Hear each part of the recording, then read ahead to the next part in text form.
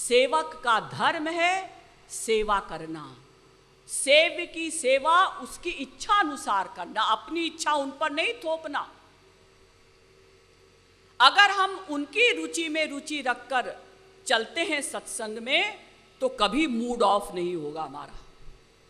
अजी हम तो ये चाहते थे कि महाराज जी ऐसा करें, हम तो ये चाहते थे कि अमुक संत ऐसा करे, उसने हमारी बात नहीं मानी, मूड ऑफ।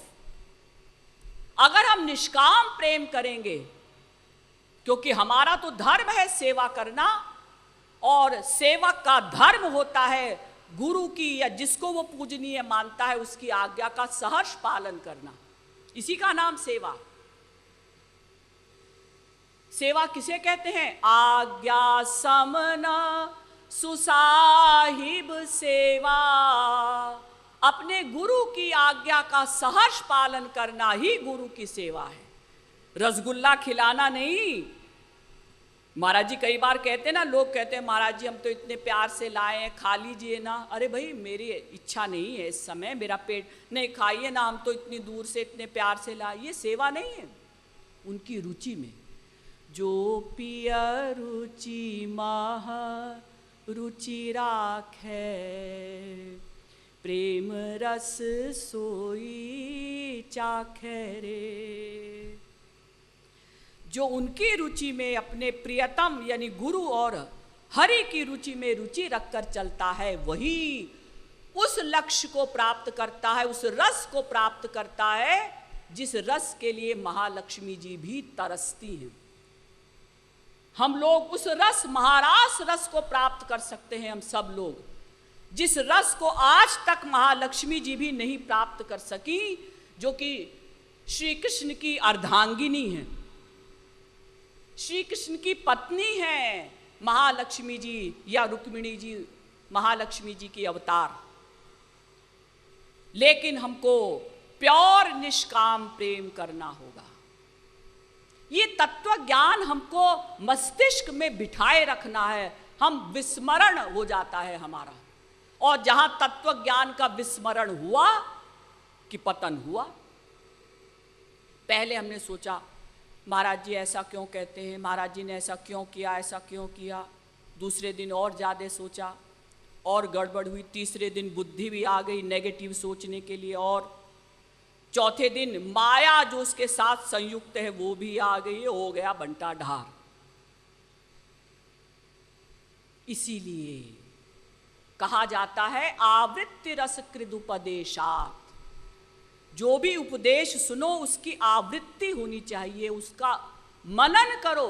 केवल श्रवण से काम नहीं चलेगा कि कोई महापुरुष आपको प्रतिदिन आकर प्रवचन सुनाएगा। जो आपने सुना है उसका मनन करिए, बारंबार चिंतन करिए। चिंतन ही एक ऐसा उपाय है। लोग कहते हैं ईश्वर प्राप्ति कैसे होगी? मन के चिंतन से। नरक कैसे मिलेगा? मन के चिंतन से। स्वर्ग कैसे मिलेगा? मन के चिंतन से। मोक्ष कैसे होगा? मन के चिंतन से। मन जो कुछ बार बार सोचेगा, राधा कृष्ण और गुरु ही हमारे हैं, राधा कृष्ण और गुरु ही हमारे हैं, ये सोचा भगवत प्राप्ति हो गई। और सोचा अरे कौन चक्कर में पड़े भजन के, अरे अपना खाओ पियो मस्त रहो, शराब पीने की इच्छा हो शराब पियो, नॉन वेज खाओ, नरक जाने की। चिंतन का सब कमाल है, करना प्रैक्टिकल, शरीर से कुछ करने की आवश्यकता नहीं। जैसा हम बार बार चिंतन करेंगे वैसे हम बन जाएंगे। अब देखिए चैतन्य महाप्रभु ने भी कहा, महाराज जी भी कहते हैं, तृणादपि सुनीचेन तरोरपि सहिष्णुना अमानिना मानदेन कीर्तनीयः सदा हरि। ये चैतन्य महाप्रभु के जो 8 श्लोक मैंने बताए थे उसमें एक ये भी है। यानी सबको कीर्तन करना चाहिए। पता है? हाँ पता है। कीर्तन करने से ईश्वर प्राप्ति बहुत जल्दी होगी, ये पता है? हाँ पता है। और कीर्तन करने की क्या क्या शर्तें हैं? पहली शर्त क्या है ये पता है? हाँ पता है। बताओ क्या है? अजी वही है, तृणादपि सुनीचेन, अपने को तिनके से भी छोटा समझो। घास, तिनका, हवा में ऐसे लहरा रहा है, आप उसके ऊपर चलते हैं, अरे वाह क्या मजा आ रहा है घास में चलने में, कोमल कोमल घास है, इसमें ओस है, नंगे पैर चलो तो आंखें ठीक होंगी, बॉडी अच्छी होगी। आपको पता है ये घास, ये तिनका जीव है?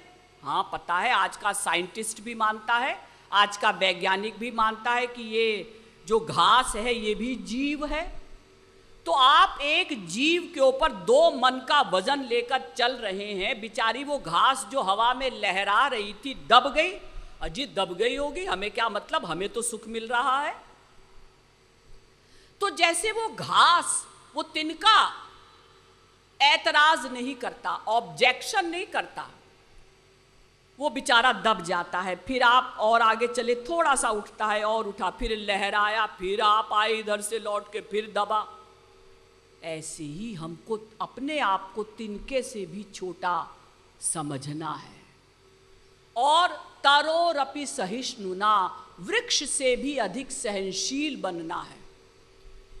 वृक्ष में फल लगा है, आपको फल चाहिए? हाँ, तो कैसे करें? पत्थर मारो, वो वृक्ष फल दे देगा।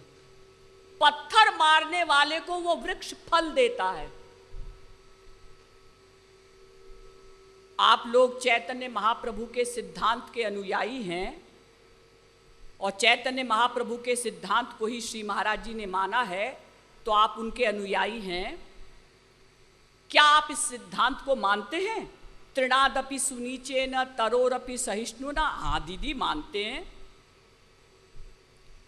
जब आप नॉर्मल होते हैं, जब गुस्से में होते हैं, तब तो एक वाक्य सहन नहीं, अजी होगा तृणादपि सुनीचेन, हम नहीं सहन कर सकते किसी की कोई बात। और जब नॉर्मल हुए, अच्छा बताओ कीर्तन जो हमें करना है जिससे ईश्वर प्राप्ति होगी, उसमें क्या क्या शर्तें हैं कीर्तन करने की? अजी पहली तो है तृणादपि सुनीचेन, अपने को तिनके से भी छोटा समझो। दूसरी है तरोरपि सहिष्णुना, वृक्ष से भी अधिक सहनशील बनो। तीसरी है अमानिना मान देना, जो सम्मान देने योग्य नहीं है उनको सम्मान दो और अपने सम्मान की इच्छा मत रखो। तो आप जो हमको बता रहे हैं कि महाराज जी ने ये बताया है, आप इसको मानते हैं? हाँ जी मानते हैं। कहाँ मानते हैं? अभी हम थोड़ी देर पहले तो देख रहे थे आप उस व्यक्ति पर गुस्सा कर रहे थे। हाँ जी गड़बड़ हो गई थी, गुस्सा तो कर रहे थे हम। क्यों कर रहे थे?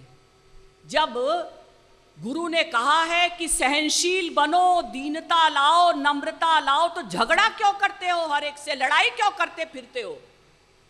इसका मतलब तुम गुरु द्रोही हो, इसका मतलब तुम वेदों शास्त्रों की बात नहीं मानते, इसका मतलब तुम्हारा ईश्वर प्राप्ति का लक्ष्य नहीं है, इसलिए बात बात में आपस में झगड़ा करते हो, शोर मचाते हो। अरे किसी ने तुमको क्या कहा? अजी ये कहा कि तुम कामी हो। तो कामी तुम नहीं हो जी, हैं तो, लेकिन सुनना अच्छा नहीं लगता। कोई क्या कहेगा? यही तो कहेगा कामी हो, क्रोधी हो, लोभी हो, मोही हो, ईर्ष्यालु हो। तो हम हैं तो, ईश्वर प्राप्ति के पहले सब में ये सब अवगुण है तो, अजी हाँ है तो, लेकिन सुनना अच्छा नहीं लगता। इसका मतलब हमारा लक्ष्य नहीं है ईश्वर प्राप्ति का, हम नहीं चाहते कि हमको जल्दी जल्दी ईश्वर प्राप्ति हो। इसीलिए एक बहुत बड़े संत हुए पुंडरीकाक्ष, उनके शिष्य थे राम मिश्र। तो एक बार राम मिश्र जी ने अपने गुरु पुंडरीकाक्ष जी से कहा, गुरु जी, हाँ बेटा, गुरु जी एक बात बताइए। हाँ बेटा पूछो, ईश्वर प्राप्ति कैसे होगी? तो पुंडरीकाक्ष जी ने कहा कि बेटा तुम ईश्वर प्राप्ति करना ही नहीं चाहते हो। नहीं गुरुजी मैं तो करना चाहता हूँ, आपने ही तो बताया है कि मनुष्य जीवन का लक्ष्य ही है ईश्वर प्राप्ति करना। तो बेटा अगर तुम ईश्वर प्राप्ति करना चाहते हो तो तरसो, तरसो कि लोग तुम्हारा अपमान करें। जो तुम्हारा अपमान करे उसका धन्यवाद दो, हृदय से, एक्टिंग में नहीं, शब्दों में नहीं। जो तुम्हारा अपमान करे, तुम्हारी निंदा करे, तुम्हें गाली दे, उसको हृदय से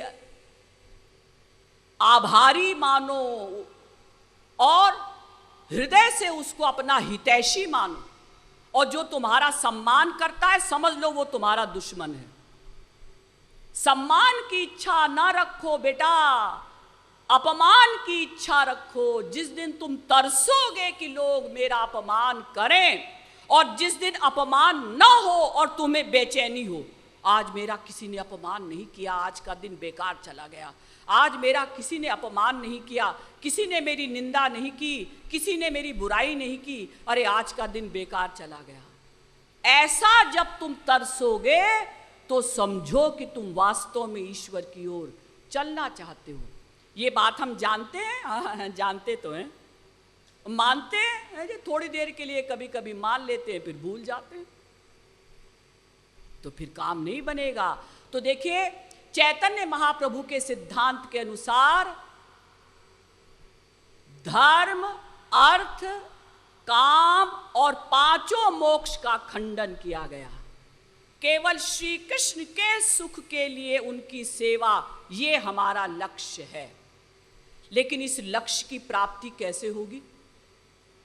केवल हरेर नामैव नामैव नामैव मम जीवनम कलौ नास्त्येव नास्त्येव नास्त्येव गतिरन्यथा कहने से काम नहीं बनेगा।